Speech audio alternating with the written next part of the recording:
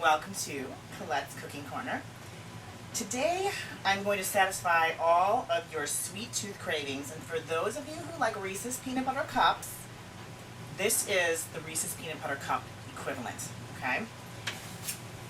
Again, this is the protein pudding that there's one other on the market that was made previously by Dorian Yates, but this is the one that's more commonly found at the Vitamin Shop. It's Body Tech, and it's the Vitamin Shop brand. It's Pro Pudding. It's the Dutch chocolate, okay? 25 grams of protein, 3 grams of glutamine, 1 gram of sugar, no sugar alcohols, okay? So it's a lot of bonus to this. 3 grams of fat, 4 grams of carbs, 1 gram of fiber, so really only 3 grams of carbs, net carbs. Okay, easy enough. You got your packet of protein pudding.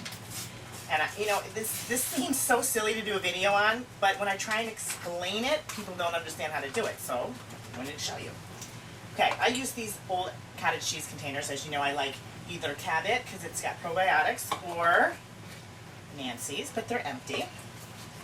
I'm going to pour this one into the container. Now remember, this is for the ultimate Reese's Peanut Butter Cup.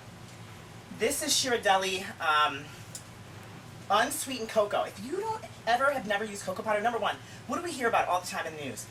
Chocolate, dark chocolate's very good for you. There's a ton of antioxidants in here. And if you look at this, there's a ton of fiber. It's the cocoa bean, it's unsweetened. It's really, really actually good for you. So I'm going to take about a teaspoon, okay, just a teaspoon of cocoa powder. Put that in there. Wow, you can already imagine the intensity of the flavor, okay? Then, this is a really nice peanut flour. There's a lot of different places to get peanut flour. It's becoming big, and I'd like to think that I was the one that propelled it into the world and the universe. But you can go to birdmill.com, BYRDMILL.com, and they sell a dark and a light roast. I recommend the light roast, 12% fat, okay? But even better than that, they have Fit Nuts, F-I-T-N-U-T-Z, okay? And it's F-U-T-N-U-T-Z butter, Fit Nuts butter. This is a sugar-free, you can see this, peanut flour that's more defatted. It's actually less fat than even the 12%. It tastes really, really good. So if you're really, really watching your fat intake, this is something to think about. Now, what you do with the peanut flour, and again, you can use the Bird Meal 12%, they make it 28%, and then again, this is the most defatted, the Fit Nuts butter. Okay, I'm going to take, this is a spoon, so this is, I'm eyeing it, but it's about 2 tablespoons. Okay, and just a little bit more here, of the peanut flour. Okay, now remember, the peanut flour doesn't have any sugar. There's nothing in it. There's no salt, there's no sugar. So I'm going to add the stevia to the peanut flour. There's plenty of sweetener inside there. All it is a matter of, look at how little water. That's the key, is how little water you need. Because I think that's what gets confusing to people, is how to mix this. Because if you mix it too much, you're not going to quite create the consistency that you need. Okay, so if you look at this, this is a half a cup right there. This is way more than I need, but I'm just going to show you how little water I'm going to need. All right, I'm going to start with that consistency, and I'm going to start mixing. Because if you can see how I'm mixing, you're making it like how you make a cookie dough. That's really the key, is creating the consistency. Okay, so a little bit more. The idea is don't put too much in it all at once. Otherwise, you're not going to create the consistency, and then it's not going to taste as good. So if you're getting a look at how I'm mixing it, this is, and I like mine thick. Now again, I like a real thick consistency. Now if you want a thinner consistency, this one I'm actually going to put in the refrigerator to really, the flavors really go. So then I'm going to actually put a little bit more water in there because it gets colder and then it thickens up even more, okay? So there I go. And you can see I've really created exactly the texture. Check that out. A really nice pudding texture. Already looks yummy, doesn't it? All right, so now that's your Reese's chocolate right there. Okay, then I'm going to create kind of a balance in it like so. Now you're going to do the peanut flour.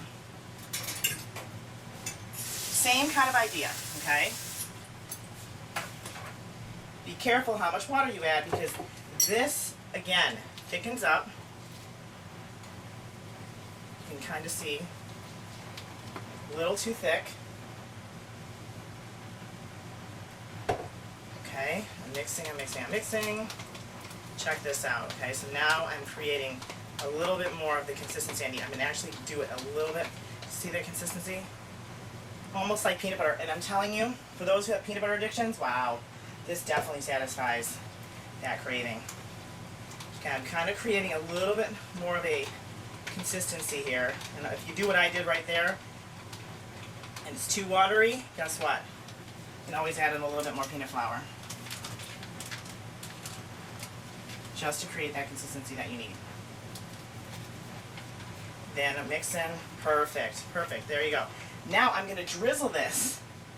I'm going to drizzle this on top of, the idea is not to mix them together, and I'm going to put this right on top and smear it in like a brownie. So I have the peanut so that you can actually taste the two different flavors. Oh, I'm telling you, you guys, it is heaven, heaven, heaven, heaven. And so what you do then, so you can see here, I'm going to create lines, just like you would if you were creating a brownie, and swirls, and I'm going to swirl it in like so. Basically, you have a Reese's peanut butter cup. The key is not to mix it all together so that when you have the taste, you have the taste of the peanut butter and the chocolate. It truly is absolutely magnificent. You feel like you're cheating. To make it even more flavorful, put it in the refrigerator, and the flavors just kind of seized up so it almost tastes like ice cream. It's delicious. Give it a try. You'll love it.